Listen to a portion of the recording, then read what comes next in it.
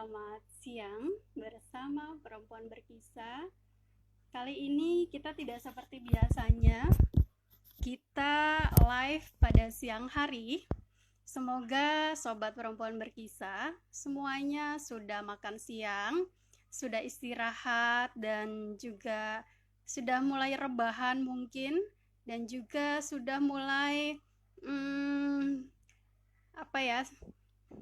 cari-cari informasi di media sosial sambil bersantai dan juga dalam kondisi yang nyaman, sudah istirahat, sholat, dan makan. Dan hari ini memang kita tidak seperti biasanya ya, kita siang hari live-nya, ngobrol santainya, jadi ini akan ngobrol yang sangat-sangat santai. Temanya mungkin memang agak berat ya. Urun daya perempuan desa, tekan angka perkawinan anak, dan juga persoalan sosial lainnya yang ada di desa. Dan kenapa sih kita harus yang bolong gini live-nya? Karena narasumber kita kali ini tidak seperti biasanya. Narasumber kita jemput dari desa, satu desa di Kecamatan Wanayasa, Kabupaten Banjarnegara. Dan narasumber kita ini masih muda, cantik karena dia perempuan, pasti cantik, seperti saya juga. Dan dia adalah salah satu aktor perempuan yang kita bisa sebut dia sudah melakukan semacam reformasi atau pembaruan yang ada di desanya. Nah, kita akan menjemput Mbak Yaya. Tadi sudah saya jemput, tetapi kenapa belum terlihat?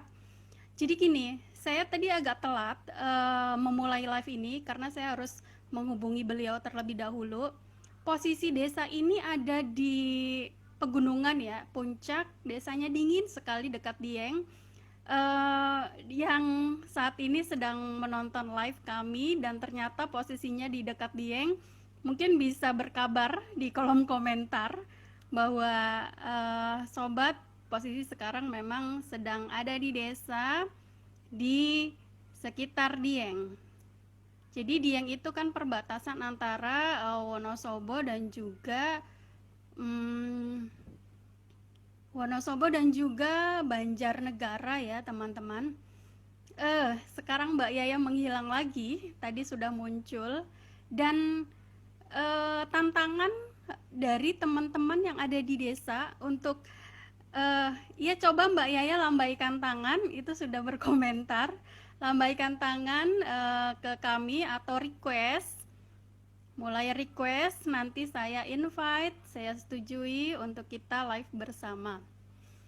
Nah, sambil menunggu Mbak Yaya, saya mau cerita sedikit tentang desa Jatilawang ini ya, Sobat Perempuan Berkisah. Mungkin di sini kita semua juga punya nenek atau memang kita tinggal di desa, tapi karena kita sedang studi di kota, kemudian kita juga ternyata sedang bekerja di kota, sehingga kita harus meninggalkan desa kita. Tetapi sebenarnya saya yakin teman-teman juga tidak pernah melupakan desa dan juga mungkin selalu merasa kangen mungkin di saat-saat tertentu, apalagi pada saat pandemi teman-teman tidak sempat untuk mudik. Apalagi desanya itu desa yang sangat subur sumber daya alamnya, pegunungan, cuacanya dingin, bawaannya tuh pengen rebahan misalnya atau istirahat nyaman, pagi-pagi pengennya bergerak. Sebentar ke live itu ya. Oke, Mbak Yaya sudah mulai invite. Semoga Mbak Yaya segera terhubung. Ya, gelap. Alhamdulillah, senang sekali. Halo, assalamualaikum, Ibu muda yang cantik. Apakah suara saya terdengar? Ya, Mbak Yaya. Halo Mbak Yaya. Hai Hai, semuanya. assalamualaikum. Selamat siang. Apa? Aduh, Mbak Alima pasti paham ya di sini sinyalnya lumayan. Iya, makanya itu tadi yang ingin saya ceritakan. Kenapa teman-teman kita siang hari atau siang bolong demi apa coba? Demi ibu satu ini. Demi perempuan muda cantik imut, dia cerdas sekali loh ibu-ibu. Saya akan menggambarkan siapa sosok Mbak Yaya ini. Sebelum nanti Mbak Yaya bercerita langsung tentang dirinya, kemudian tentang kondisi di desa, kemudian juga tentang perkembangan saat ini ada apa ya di desa. Mungkin juga tidak atas nama desanya sendiri, bisa jadi akan menggambarkan keseluruhan kondisi desa. Karena posisi beliau saat ini sebagai sekretaris desa, bisa disebut begitukah Mbak Yaya? Atau saya salah menyebut ya? Iya, betul sekali Mbak. Maaf ini sinyalnya rakit rada susah, Iya. jadi baru bisa Mm, bergabung. Mbak iya, Alima sudah sering teman-teman. berkunjung ke sini, jadi paham ya. Iya, sobat perempuan berkisah. Jadi saya pernah bersama lembaga saya saat itu Invest Yogyakarta, pernah pendampingan di sana. Kita mengadakan sekolah perempuan ya, Mbak Yaya. Perempuan Iya, dan pembaruan desa itu seru sekali. Kita berapa tahun di sana ya, sekitar dua dua. tahun 3 tahun, kemudian kita juga memperluas pengaruh dengan desa-desa lain yang kecamatannya berbeda. Nah, salah satu peserta sekolah perempuan kita ini adalah Mbak Yaya. Mbak Yaya waktu itu masih imut sekali, dan sekarang juga masih Sekarang sudah imut. ingat. Iya, pertama kali bertemu dengan saya itu masih single. Kemudian di akhir program beliau mulai menikah, punya anak. Sekarang anaknya 2, saya kalah deh pokoknya. Dan prestasi beliau masih muda, alert, pantang menyerah ya. Jadi Mbak Yaya ini bisa disebut sebagai pembelajar. Saya menyebutnya seperti itu karena memang dia sangat ulet. Dia mau gerak, dia berpikir, dia mau belajar. Eh, Termasuk menyikapi persoalan sosial yang ada di desanya. Dan salah satu tulisan Mbak Yaya ini yang cukup menarik waktu itu adalah tentang perkawinan anak. Sebenarnya konteksnya saat itu kita sedang memetakan aset dan potensi desa ya Mbak Yaya ya. Iya, Dan di situ betul. yang kita tahu bahwa dalam pembangunan desa ada salah satu aset, bukan hanya infrastruktur fisik atau fisik, kemudian juga kelembagaan, kemudian juga ada keuangan, ada spiritual budaya, dan ada salah satu aset, yaitu aset sosial. Nah, di sini aset sosial bukan hanya sesuatu yang saat ini terlihat punya potensi, tapi juga kekuatan lain yang itu memicu pemerintah desa untuk lebih baik lagi, termasuk persoalan sosial. Jadi bukan hanya sekedar event atau kegiatan sosial seperti gotong royong dan sebagainya, tapi persoalan-persoalan sosial yang di situ menjadi tantangan pemerintah desa untuk lebih maju dan tertantang, itu juga dipikirkan ya Mbak ya, kita petakan. Waktu itu salah satunya adalah perkawinan anak, yang itu kaitannya erat sekali dengan tingkat pendidikan yang ada di Ya. desa. Saya bisa ceritakan bahwa desa ini sangat kaya Ibu dan Bapak, Desa Jatilawang. Mbak Yaya beruntung sekali lahir di sana.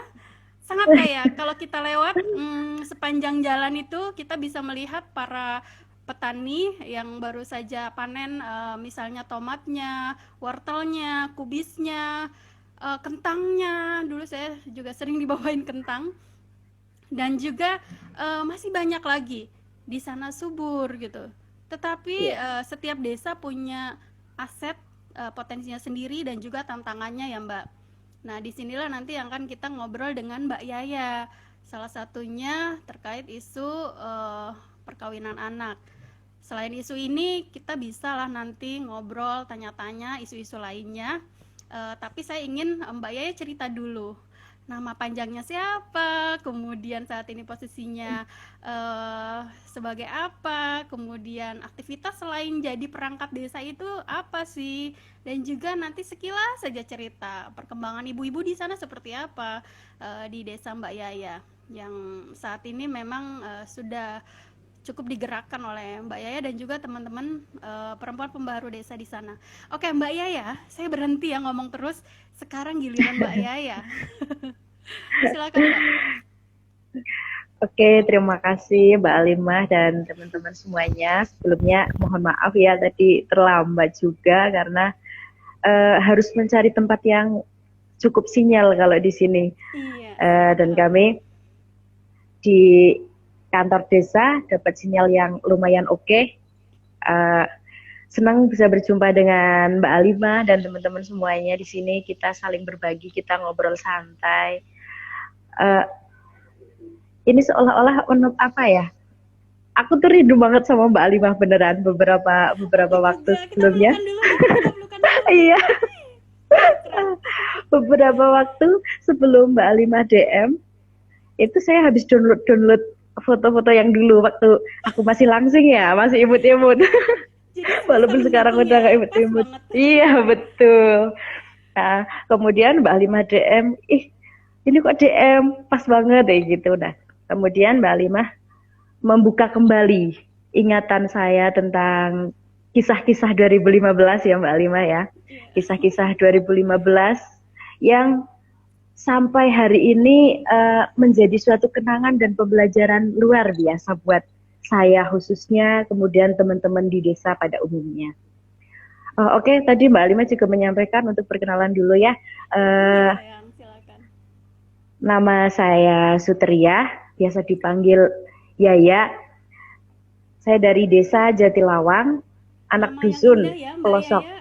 Artinya apa, Mbak Yaya? Sutria ini nama indah sekali.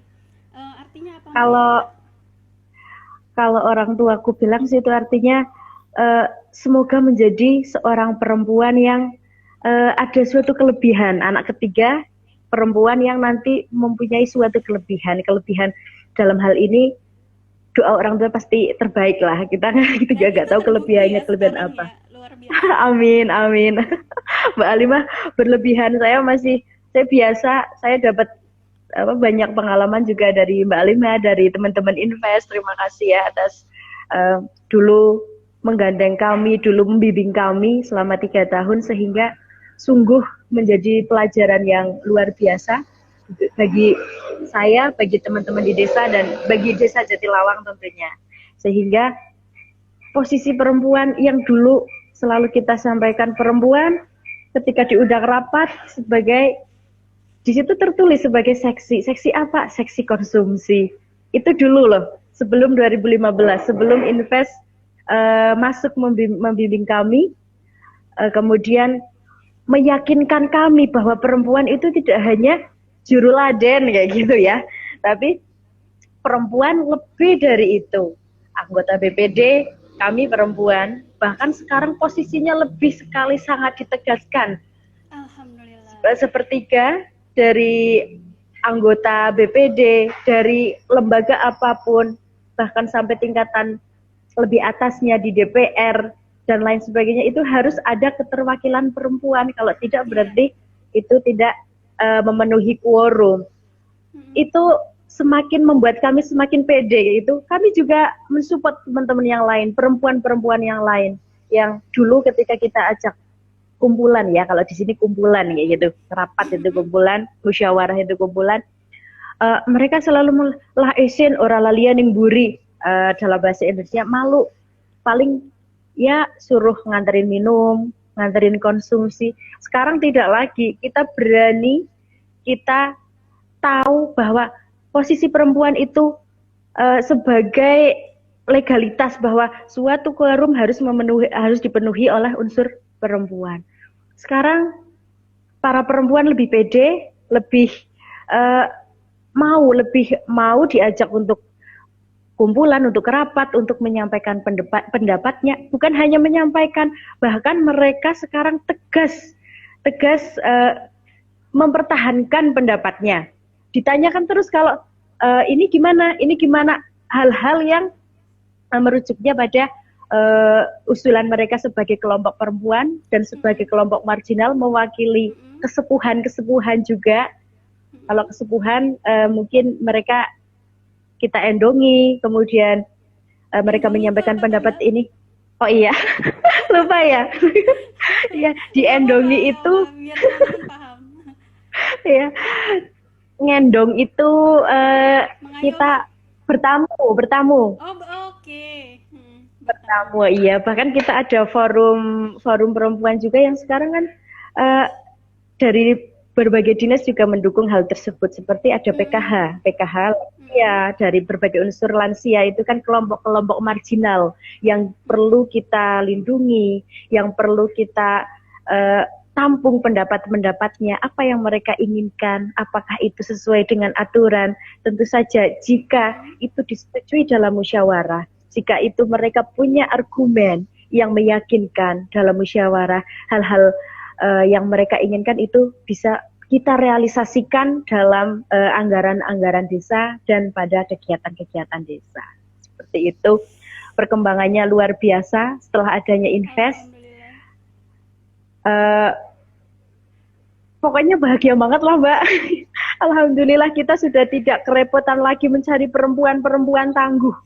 Kita sudah Alhamdulillah. tidak kerepotan lagi saat kegiatan harus memenuhi unsur. Karena dulu seperti itu, jujur saja ketika kita rapat, yang hadir ya sampai kita hafal, oh ini. Sekarang enggak, kita ajak mereka, walaupun mereka awalnya malu, mereka awalnya tidak mau.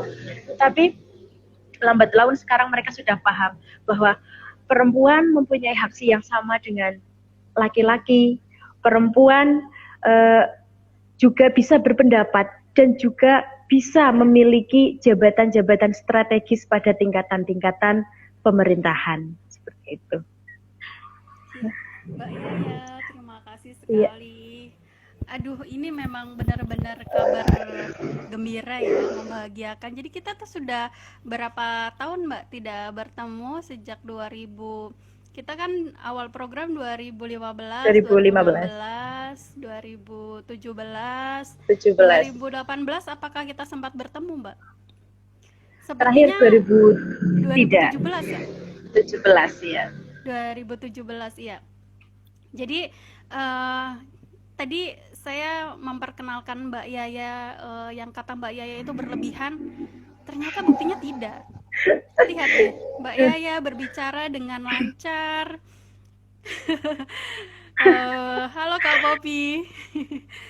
Iya, kita nggak sengaja ya Mbak Yaya, sama-sama pink warna kerudungnya. Iya. Oke, sobat semuanya, mungkin selama ini perempuan berkisah lebih banyak share tentang persoalan-persoalan yang sangat khas perempuan dan juga kekerasan seksual dan lain sebagainya. Tetapi jangan lupa juga bahwa ada persoalan lain di luar persoalan itu, terkait pemberdayaan perempuan, kemudian bagaimana perempuan dan pembangunan, bagaimana kepemimpinan perempuan. Nah, di sini di obrolan santai kita ini kita langsung saja mengobrol dengan pelakunya. Pelaku dalam artian aktornya. Aktor yang memang ada di desa, melakukan pemberdayaan dan dia juga bagian dari pemerintah desa.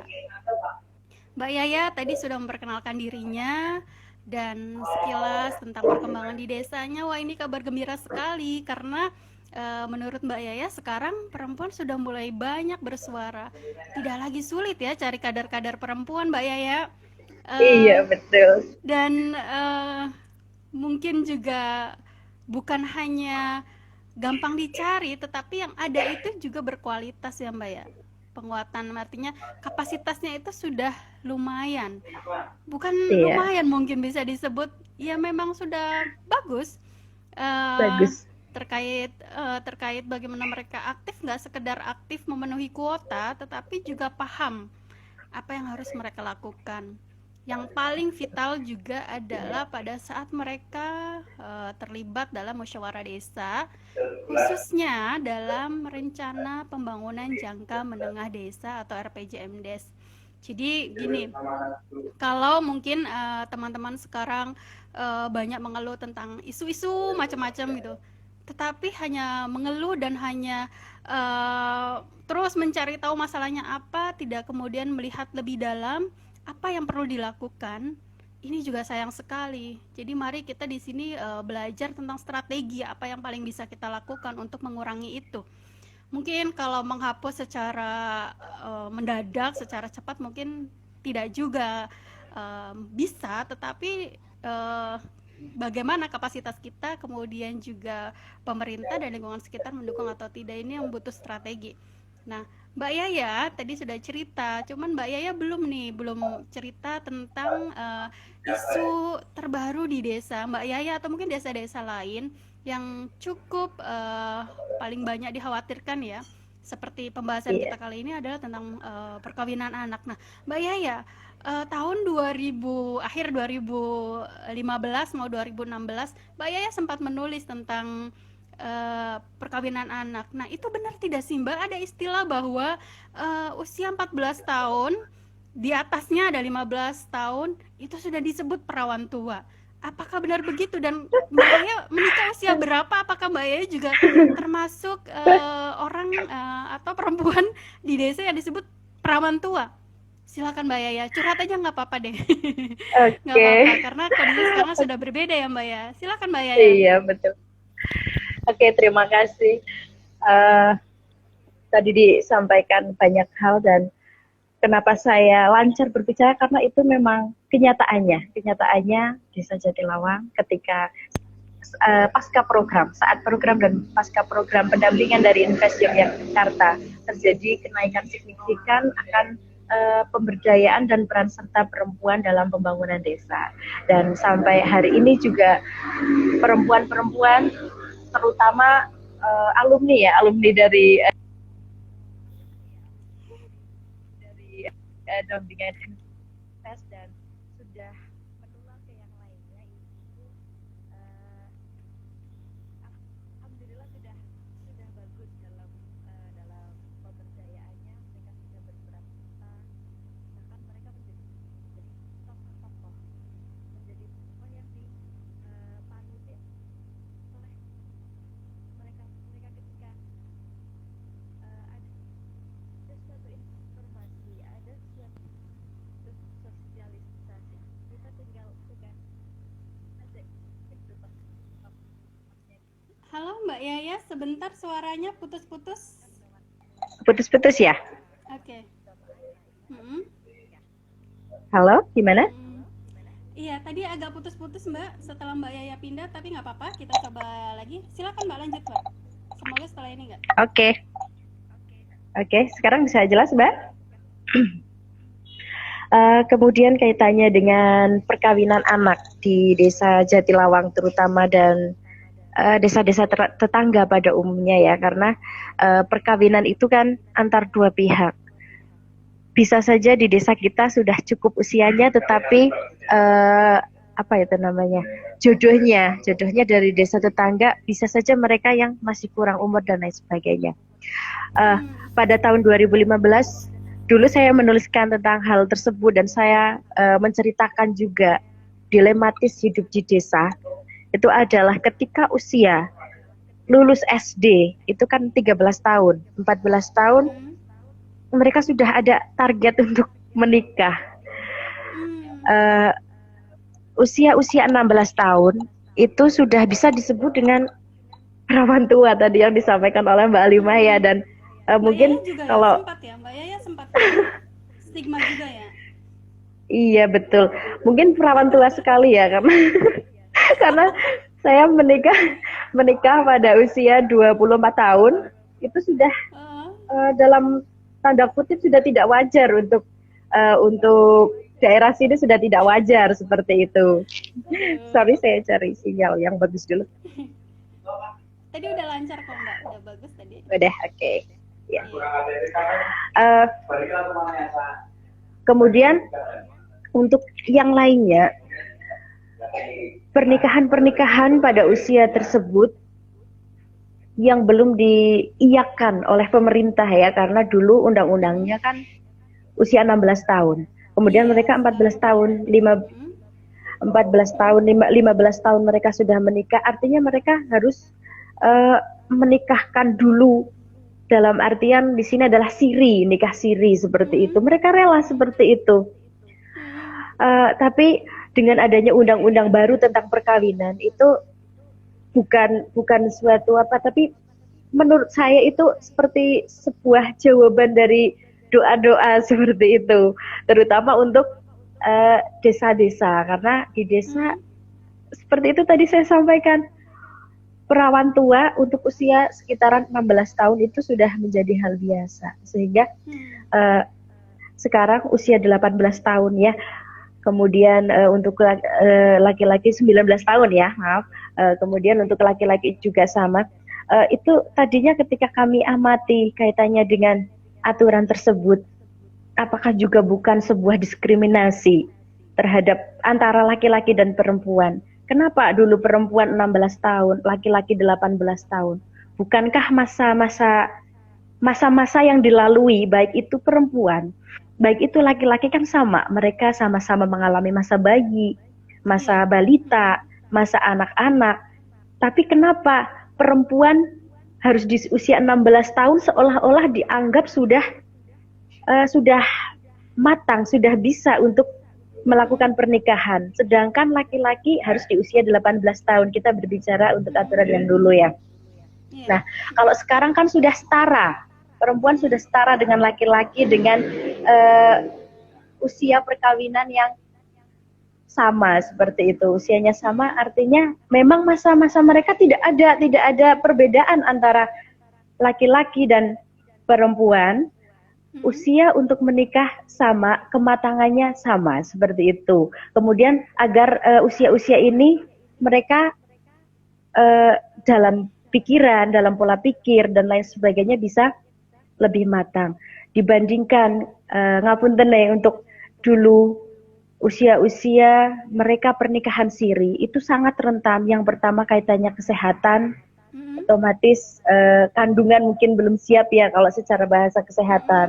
Kemudian ada banyak istilah purik gitu. Purik kalau Hmm. di sini Mbak Alimah artinya ketika ada masalah sedikit mereka pulang ke rumah orang tuanya seperti itu. Ngambek gitu ya, atau Iya, istilahnya itu. Hmm. ngambek. Ada permasalahan antar keluarga, Hmm. pulang ke rumah orang tua itu kan kalau Hmm. bahasa sini purik kayak gitu. Hmm.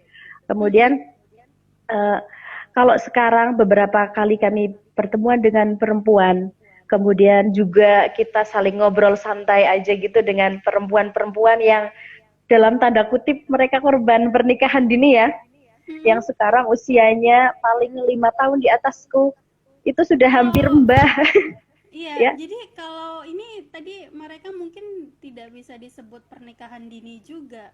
Karena usianya Hmm, waktu itu 13, 14, di bawah 16 lah ya, Mbak ya. Jadi ini ya, bisa kita sebut kalau sekarang undang-undangnya itu perkawinan anak ya, Mbak ya. Jadi, iya, hmm, oke, iya. iya. Nah, lanjut tadi kami sampaikan kalau sekarang terima kasih kepada pemerintah yang sudah menyetarakan posisi perempuan dan laki-laki kaitannya dengan usia pernikahan, karena dengan usia-usia tersebut awalnya memang banyak yang misalnya datang ke balai desa kemudian protes kaitannya usia. Kenapa sih harus usia sekian, dulu sekian? Kita bisa mengedukasi mereka kaitannya Hmm, kesehatan, kemudian kaitannya hmm, juga dengan kesehatan secara pengetahuan kita ya, karena kita bukan orang kesehatan, tentunya kita tidak bisa menjelaskan secara pasti, tapi kita paling nggak bisa menyampaikan edukasi-edukasi katanya kesehatan, kemudian hubungannya dengan sosial kemasyarakatan, kemudian juga pola pikir dan uh, tentu saja siapa sih yang tidak ingin keturunan yang berkualitas seperti itu.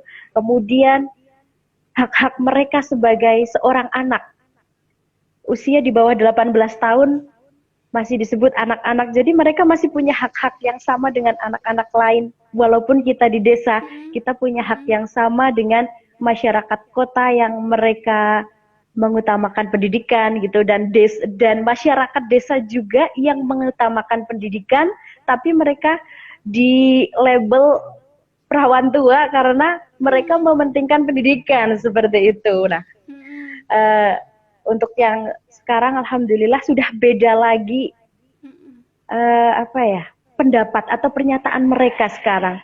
Kalau dulu pernyataan mereka adalah buat apa sekolah tinggi-tinggi? Mm-mm. Kalau ujung-ujungnya nanti juga menikah seperti itu. Mm-mm. Tapi kalau sekarang sudah luar biasa. Buat apa menikah sekarang? Ujung-ujungnya juga nanti ngomong anak dan ini dan Betul. itu, lebih baik sekolah dulu kan kayak gitu. Sekarang bahasanya sudah seperti itu Oke. kalau Mm-mm. masyarakat sini Mm-mm. seperti itu Mm-mm. Mbak Lima. Aduh, senang sekali. Berarti sekarang Iya. sekolah yang ada di Wanayasa juga sekarang sudah mulai padat, maksudnya diisi oleh warga yang ada di Desa Jatilawang ya. Iya. Jadi sobat perempuan berkisah, sebelum nanti Mbak Yaya Oke, kalau melanjutkan, oke gimana? mm, Soal sekolah gimana Mbak? Gimana? Halo, suara saya terdengar? ya terdengar Mbak Lima. Oh iya, iya. Mbak Yaya tadi mau ngomong apa? Soal sekolah ya? Ya. Iya. Coba lanjutin dulu nggak apa-apa. Pokoknya saya akan ngomong setelah Mbak Yaya selesai. Oke. Eh, Kaitannya dengan sekolah, Hmm, eh, karena sekarang kan juga sudah tadi saya sampaikan dari program-program pemerintah yang hmm, mendukung juga kaitannya dengan pendidikan, hmm, kaitannya dengan perempuan, hmm. terutama pada program PKH, kemudian ada Kartu Indonesia Pintar dan lain sebagainya, itu kan juga menjadi faktor-faktor pendukung mereka juga untuk melakukan tetap melanjutkan sekolah seperti itu. Kalau dulu mereka ya alasannya satu biaya, Mhm. kemudian yang kedua mereka beralasan juga tadi saya sampaikan buat apa sekolah tinggi-tinggi ujung-ujungnya Mhm. juga menikah seperti itu ya. Kemudian eh, tadi disampaikan Mbak Alimah bahwa Desa Jatilawang subur seperti itu. Mhm. Kemudian banyak dari mereka yang orang tuanya tanpa mereka sekolah tinggi-tinggi juga mereka sudah kaya karena tanahnya yang subur. Karena Iya, benar. Mhm. dari hasil pertanian mereka sudah banyak. Jadi memang stigma-stigma mereka atau pemikiran-pemikiran mereka buat apa sih sekolah tinggi-tinggi? Tanpa sekolah saja orang tuanya sudah kaya. Nanti juga kamu kaya. Buat apa sekolah tinggi-tinggi? Tuh yang sekolah tinggi-tinggi juga menikah, ngurus anak. Padahal Mhm. eh, dari apa sekolah itu, sekolah dan pernikahan pada usia-usia anak-anak ya, itu kan bukan hanya semata-mata kaitannya tersebut, tetapi bagaimana mendidik kita untuk nantinya bisa mendidik anak-anak kita. Tidak hanya melulu lahan nanti bisa saja sempit. Tapi kalau pendidikan kita Benar. berikan sekarang, Mhm. pendidikan bisa kita berikan sekarang untuk lahan yang menyempit sudah tidak menjadi masalah, kita bisa mengolah dalam bentuk lain. Nah, sekarang kalau Mbak Alima datang lagi ke sini akan sudah banyak perubahan, sudah banyak perbedaan kaitannya eh, pertanian karena mereka sudah pakai sistem-sistem modern, Wow, seru sistem pemberdayaan sekali. bibit-bibit bibit kentang secara tidak seperti dulu mereka membuat Oh, screen sehingga harga jual pun itu tinggi. Yang tadinya misalnya kentang dalam 1 kilo dijual untuk biasa itu 8 sampai 9 ribu, sekarang mereka melakukan pembibitan dengan jenis-jenis tertentu, hmm. itu ada Jadi yang 1 kilo 40 kilo inovasi teknologi pertaniannya juga jalan ya Mbak ya, karena memang jalan. petani sekarang jadi petani pembelajar, iya nggak Mbak? Betul, iya betul sekali Mbak Lima. Oke. Oke, nggak apa Mbak, lanjutin aja. Saya mau denger aja pokoknya. Udah kangen beberapa tahun. Saya mau dengerin aja Iya. pokoknya. Uh, ya pokoknya bahagia banget sih aku bisa dapat banyak kisah, banyak pembelajaran dari uh, invest dulu ya pada saat pendampingannya, tidak hanya pada perempuan-perempuan yang dulu kita dampingi, dulu Mbak Alimah dampingi, teman-teman invest dampingi, sekarang sudah banyak yang menjadi bukan pengusaha ya, Pak. Mereka wira swasta, mereka membuat produk-produk yang kayak kemarin saya sampaikan ke Mbak Alimah sudah Inovasi. pernah. Mm-mm. Iya, udah pernah nyobain nasi jagung Mbak Alimah itu karena juga ada Iya. Mbak Siti Kamu Fadilah kamu nanya itu tidak dilanjutkan dan tidak tidak ditunjukkan dilanjutkan. produknya apa. Sini deh ditunjukkan, Hmm, dipromosikan di iya, sini ya. Ya, Oke, kirim ya nanti oke ya Kak. produknya, foto Oh, produknya. siap. Maksudnya. Oke. Iya, salah satunya itu Mbak Alima, Mbak Siti Fadila mungkin masih ingat, itu Mm-mm. sekarang Iya. menjadi produsen nasi jagung Wow, instan. mantap sekali. Iya, nasi Produsen loh, jagung bukan distributor instan. loh, produsennya. Iya, dia berkolab dengan adiknya Mm-mm. untuk membuat nasi jagung instan dan sekarang eh, sudah sampai ke Kalimantan dan lain sebagainya. Walaupun Mm-mm. masih kita step by step lah, kita perorangan Iya, keluarga proses ya dulu Mbak ya. mereka membeli, Mm-mm. iya betul Mm-mm. sekali.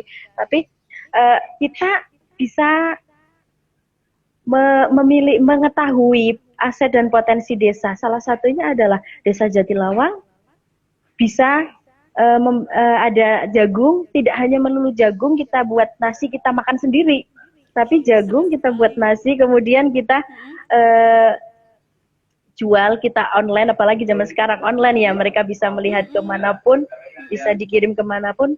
Uh, Nasi jagung yang Mbak Siti Fadilah kolab dengan adiknya Mbak Fidria itu juga Mm-mm. sudah lumayan banyak peminatnya seperti itu. Itu Seru salah sekali. satunya. Mm. Kemudian Mbak Yani dan Mm-mm. teman-teman lainnya itu juga mereka sudah mengetahui, oh ini asetnya Desa Jatilawang, ini yang bisa saya olah, ini kemampuan saya, ini harus bernilai seperti itu. Jadi Mm-mm. itu justru apa ya, menjadikan mereka menjadi seorang yang mendapat income dari hobi mereka seperti Iya. itu. Jadi berkarya dengan passion, berkarya dengan bahagia, dan terus berinovasi dan belajar juga di situ, ada proses pembelajaran juga di situ ya, Mbak Yaya. Iya Oke. betul. Apalagi Mbak ya, mau cerita apa lagi? Tapi ini ada yang nanya Mbak, kasihan kalau misalnya Mm-mm. nanti kita live berakhir, Oke, kemudian dia sepertinya ingin sekali minta pendapat Mbak Yaya, atau mungkin nanti oke, bisa saya tambahkan jika perlu. Ini ada Nita Kardina, dia bertanya, ya. Kak, gimana Eh, dengan orang tua? Kak, gimana dengan orang tua? Suara saya kedengeran ya. Kak, gimana dengan ya orang dengar Mbak. tua yang tidak sanggup untuk menyekolahkan anaknya hingga perguruan tinggi, dan untuk jalur alternatifnya orang tua memutuskan untuk menjodohkan anaknya. Ini istilahnya intelek sekali ya. Ya, Jalur jalur alternatif. Jalur alternatif, orang tua memutuskan untuk menjodohkan anaknya. Mungkin Mbak Yaya punya pengalaman dalam hal ini, atau mungkin juga bukan hanya Mbak Yaya sebagai anak perempuan, sebagai yang tinggal di desa, tapi Mbak Yaya memang di sini sebagai pemangku kebijakan nih. Mbak Yaya sebagai aktivis juga, sebagai perangkat desa juga. Mungkin bisa cerita Mbak untuk menjawab, mungkin kalaupun tidak puas banget, setidaknya kita punya pengalaman lain di desa lain. Cerita dong Mbak terkait tadi. Hmm. oke. Eh, oke, terima kasih atas pertanyaannya. Kalau kami di sini belum sampai pada memikirkan atau apa ya, kita menegaskan pada tingkat perguruan tinggi, karena Hmm. kalau di sini ya, kalau di sini sudah lulus SMP saja mereka sampai wajib belajar 9 tahun saja, kita sudah sangat apresiasi. Apalagi sampai tingkat SLTA, apalagi Hmm. sampai tingkat perguruan tinggi, itu hal yang luar biasa.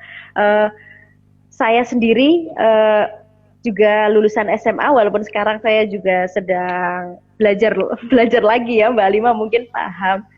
Uh, saya juga sedang belajar lagi karena seperti itu Mbak. Saya dulu satu-satunya anak perempuan, bahkan dari anak laki juga anak perempuan di dusun Hmm. saya ya, bukan desa. Kalau desa, untuk desa Jatilawang sendiri di kerajaannya, kalau bilang di dusun Sebebeknya itu sudah untuk pendidikan sudah maju.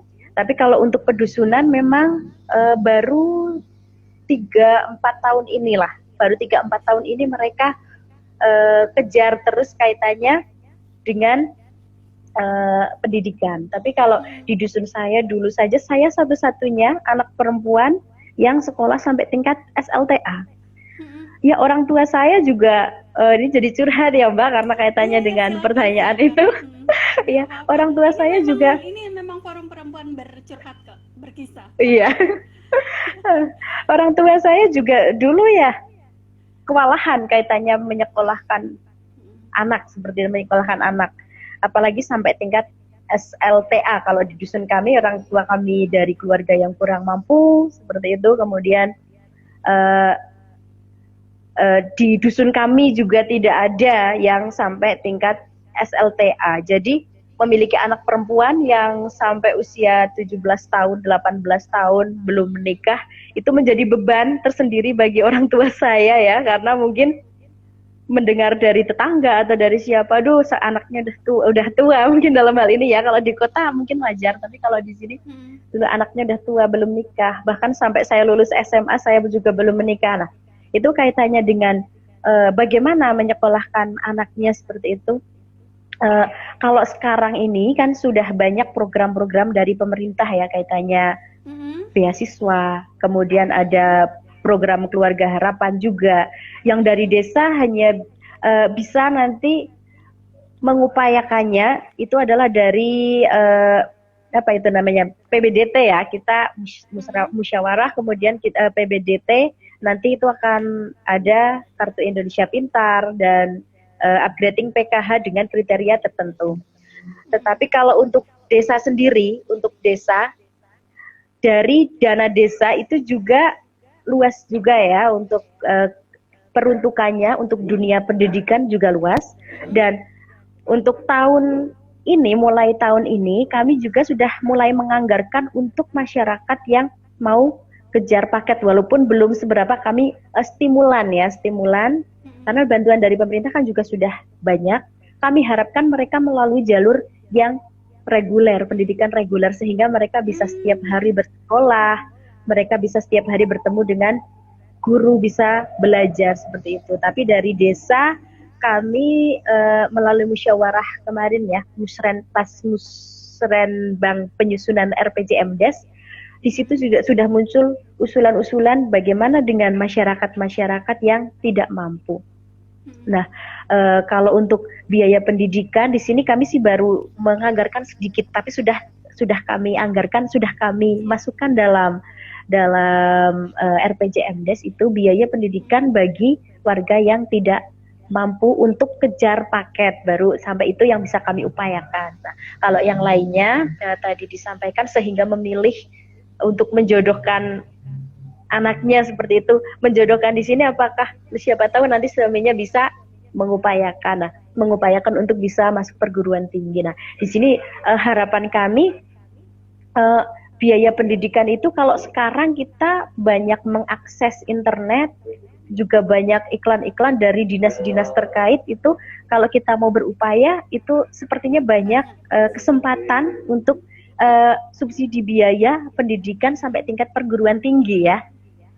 Jadi menikahkan anak atau menjodohkan anak itu jangan dijadikan opsi untuk itu ya. Kalau untuk usia setelah 19 tahun itu tentu saja sudah diperkenankan oleh undang-undang. Tapi kalau di bawah itu, di bawah usia itu, kalau tidak di pendidikan secara formal, kita masih bisa belajar secara non formal, belajar di masyarakat, belajar secara sosial.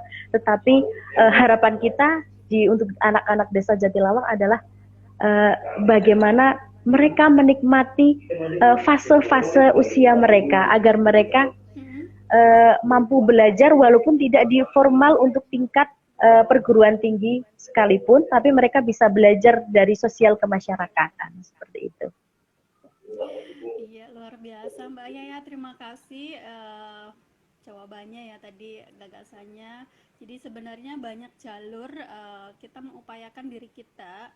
Misalnya di sini juga kita penting juga sih melakukan komunikasi secara asertif, bicara baik-baik kepada orang tua kita tentang kekhawatiran kita, kegelisahan kita, inginnya kita misalnya kuliah dulu atau kerja dulu. Ini juga bisa dimulai dengan obrolan-obrolan yang santai, sampaikan pesan kita dengan tenang bahwa keinginan kita sebenarnya seperti ini. sambil kita berusaha dengan menggunakan beberapa jalur tadi, misalnya coba cari kerja dulu sambil nabung, atau kita bisa mulai tadi secara aktif mencari tahu beasiswa-beasiswa, atau kita mungkin nanti bisa juga ke pemerintah desa, jalan-jalan di desa kita. Pemerintah sebenarnya menganggarkan untuk beasiswa anak-anak yang ada di desa. Jadi suara saya jelas nggak ya? Jadi mungkin informasi bagi teman-teman bahwa sejak ada Undang-Undang Desa yang baru ya Mbak Yaya ya, tahun Ya, 2016 nomor 6, 2014 nomor 6 tentang 14. desa, 2014 nomor 6 tentang desa. Ini sebenarnya desa punya kewenangan ya. Salah satunya itu tadi terkait persoalan-persoalan sosial. Bisa pemerintah desa sebenarnya dengan dana desa itu mengalokasikan dananya untuk pendidikan anak-anak di desa. Ini sebenarnya seperti yang pernah dipraktekkan juga salah satu dampingan Invest juga Mbak di Jambi. Nah, di sana itu sebenarnya mereka kaya-kaya ya kebunnya itu, tapi kesadaran untuk menyekolahkan anaknya itu sangat rendah. Kebun mereka luar biasa, ada kebun sawit, kebun karet.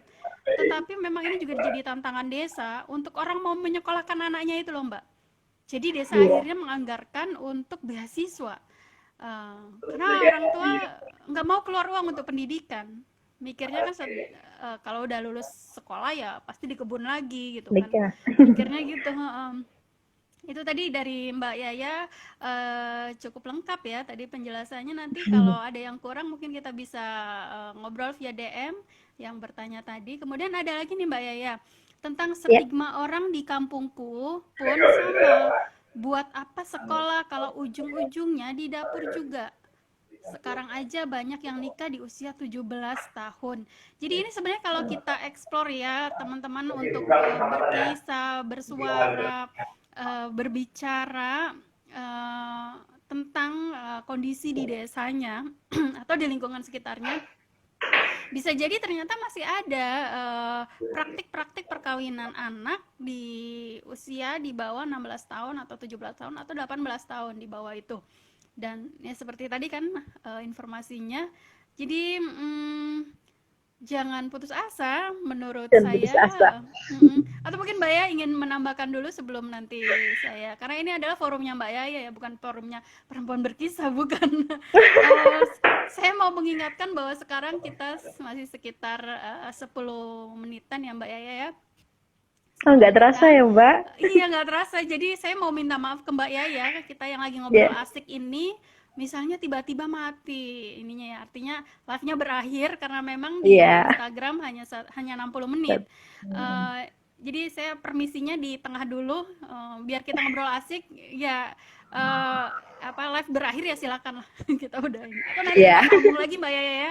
Kalau misalnya Iya. kalau masih bisa nyambung setelah ini, nanti Mbak Yaya tunggu dulu kalau belum obrolan kita belum selesai. Gimana Mbak Yaya?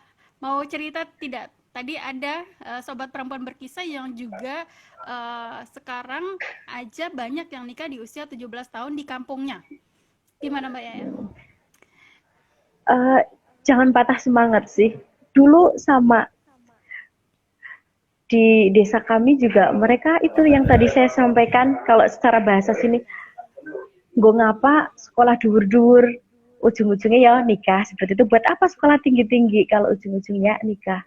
Tapi lambat laun mereka ibu sebagai korban pernikahan dini, bukan dulu karena itu ya stigma perempuan tua, jadi mereka sebagai pribadi mereka, contohnya saya kemudian banyak nih yang bilang Mbak Yaya sudah perawan tua seperti itu, kita jadi nggak pede, kita jadi minder, akhirnya mereka memutuskan untuk menikah pada usia yang belum seharusnya menikah.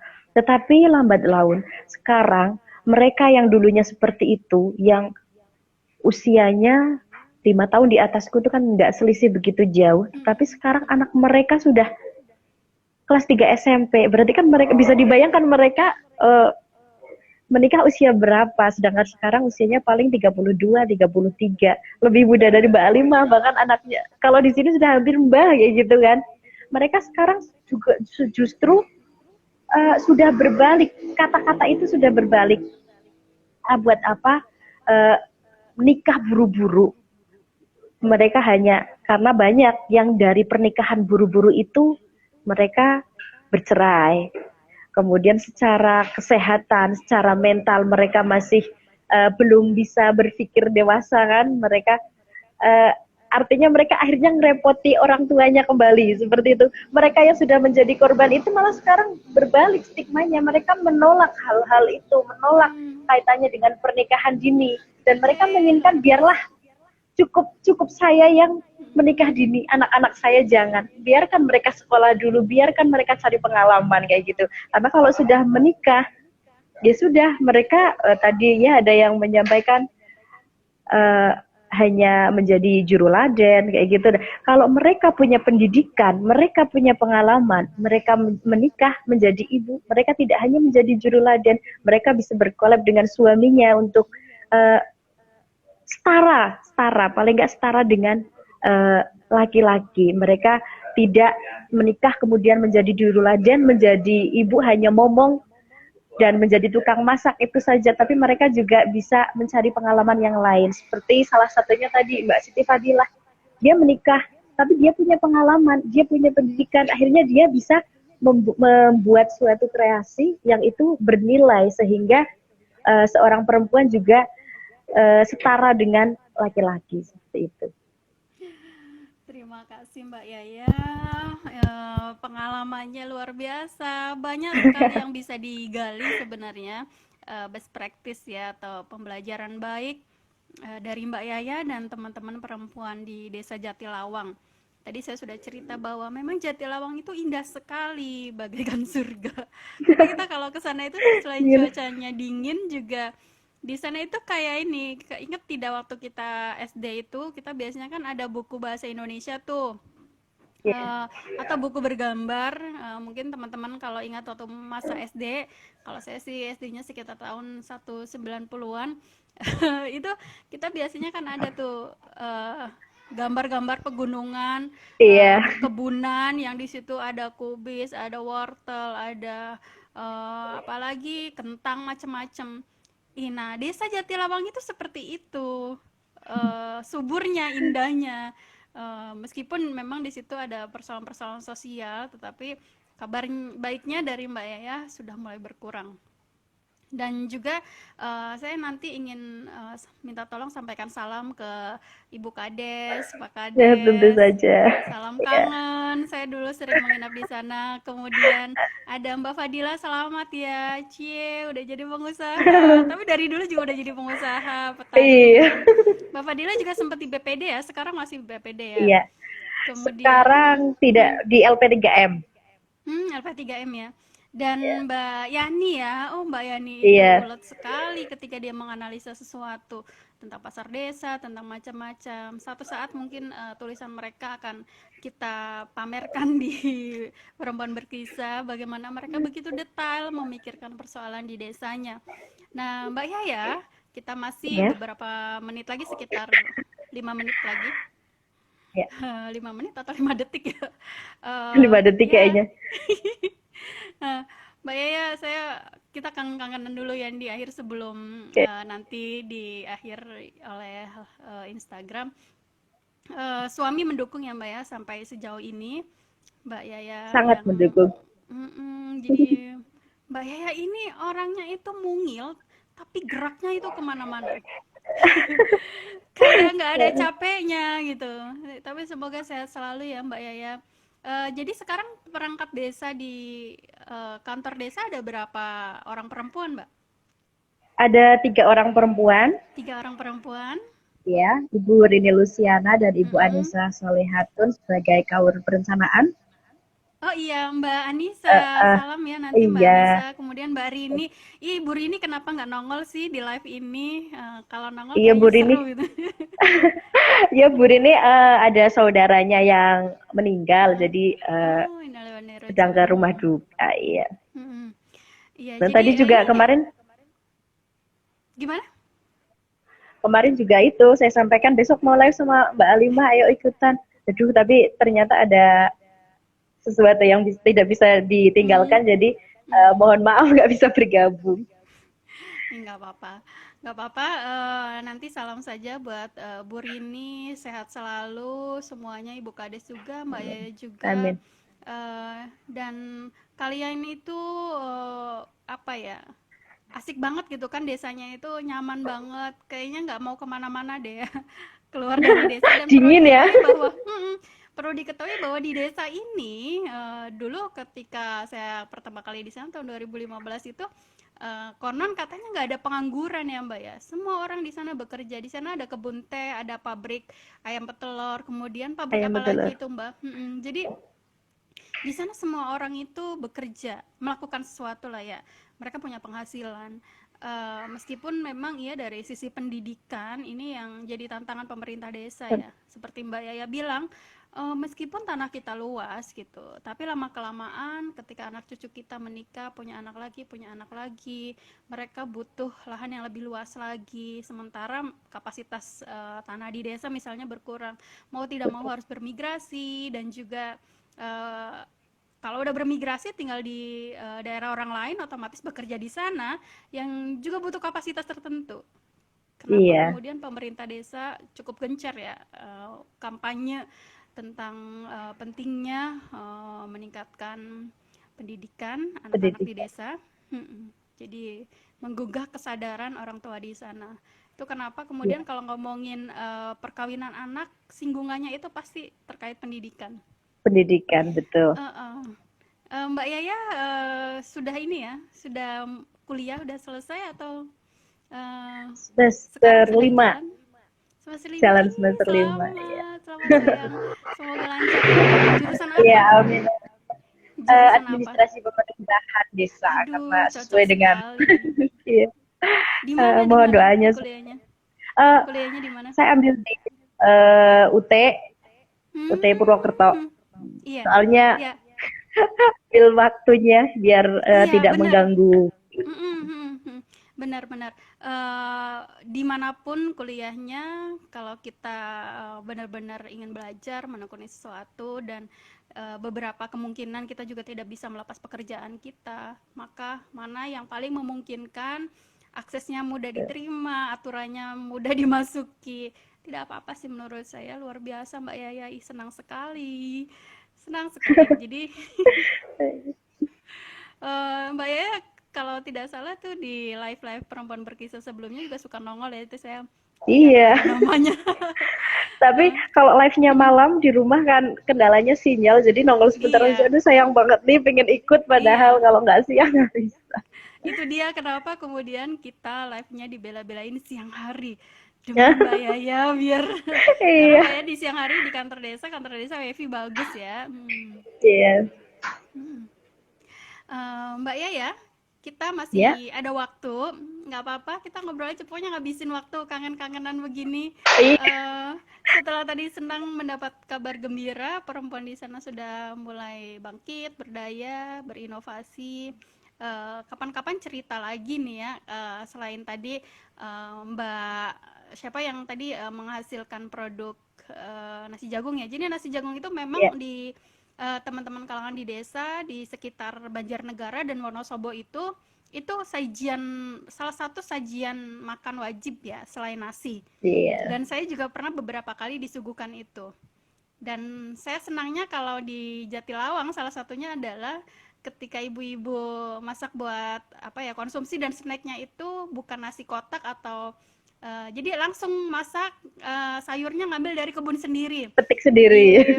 Dipetik, prasmanan Iya. gitu. Kerasa banget nikmatnya, itu enak banget, Hmm. dan selesai acara misalnya masih sisa atau apa juga masih enak dimakan dan tidak banyak sampah juga akhirnya. Saya ingat sekali sih waktu itu, jadi pengen kesana lagi, nggak tahu kapan. Eee, Ya kapan dong Mbak? Kita iya, kangen-kangenan di sini kita lihat beberapa teknologi, bukan teknologi sih ya, peningkatan-peningkatan kemajuan. dunia Mhm, pertanian, ya peningkatan mhm, pertanian di sini. Kemudian Mbak Yani yang heeh, juga sudah produksi berbagai hal itu kan. mhm. eh Ayolah Mbak Alima aja ada kebanggaan sendiri. Ih, ini loh anak-anak didikku sekarang sudah bisa kayak gini. Yang bangga kalian lah, aku mah biasa aja, pokoknya aku yang bangga ke kalian, bukan aku bangga ke aku. Kalian yang luar biasa. Kita 15 detik lagi, Mbak Yaya, Ya, terima kasih siap. sudah bergabung dengan kami. Semoga kapan-kapan ada waktu lagi dan semoga kita juga bisa mengundang